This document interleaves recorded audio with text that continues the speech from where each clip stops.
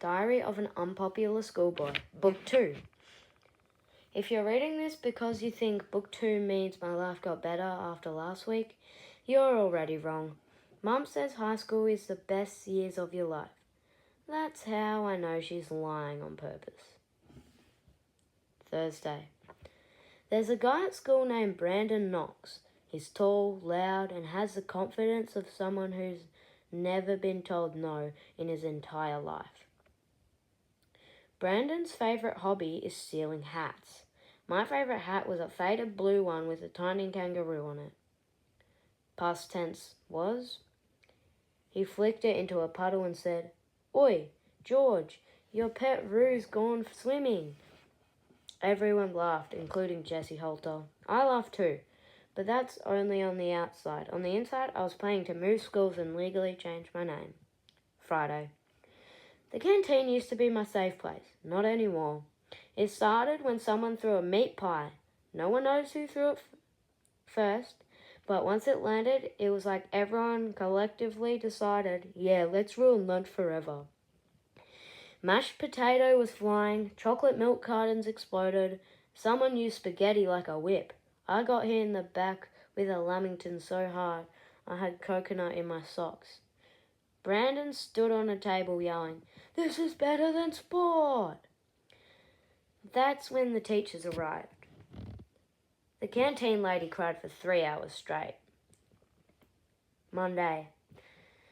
Today we had our first ever school lockdown.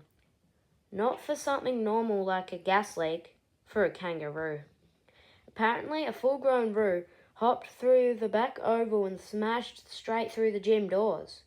Now, I don't know much about wildlife, but I do know kangaroos don't belong on the basketball courts.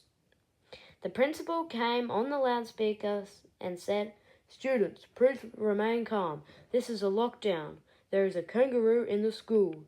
Remain calm? Brandon tried to film it for social media, but got dragged away by a teacher.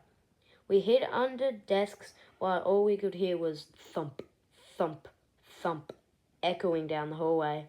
One kid whispers, "If it kicks the lockers, we're done for." Eventually, a wildlife officer showed up and led the roo out with a broom, and what looked like zero confidence. Thursday. The school banned food fights, filming bullies,